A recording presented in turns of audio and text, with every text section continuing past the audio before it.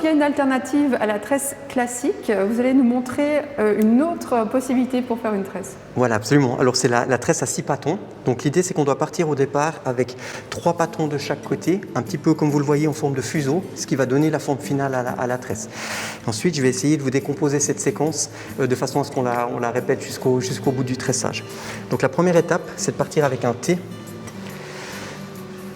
tout en haut. Donc ça ce sera toujours la position dans laquelle on va revenir tout au long du tressage. Il y aura toujours un T en haut avec 2 patons qui viennent.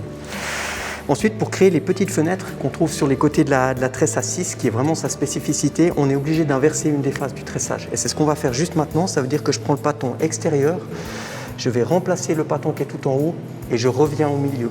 Donc je prends le paton extérieur, je vais remplacer celui qui est tout en haut et je reviens au milieu. Et je me retrouve de nouveau au départ avec mon T et mes 2 bouts. Le paton qui est le plus haut, c'est celui-là.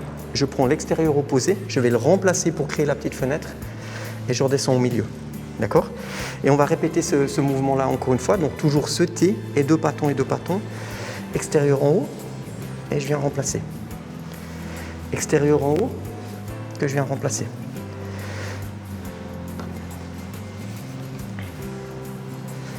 Et on a toujours, si on schématise un petit peu, nos 2 patons avec le T du départ. Et là on continue. Extérieur en haut et je reviens. Extérieur en haut et je reviens. Et vous voyez qu'on est en train de créer ces petites fenêtres qui est à l'intérieur du tressage, du fait qu'on va d'abord à l'intérieur pour ensuite redescendre. Je remonte et on redescend. Je remonte et on redescend. Et là, à n'importe quel moment, à n'importe quelle séquence, je peux m'arrêter. On va toujours se retrouver avec un T de départ et 2 patons. Et si on continue, donc le paton le plus haut, c'est celui-là. Je prends l'extérieur opposé, je vais le remplacer et je redescends. Extérieur opposé et je redescends. L'idée, c'est de ne pas tricoter sur la fin. Il ne faut pas trop tirer sur les patons, autrement on fait une grosse différence entre le début et la fin du tressage.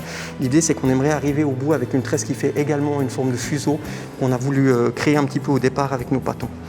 Donc là, expressément, on ne va pas tirer indéfiniment sur les patons.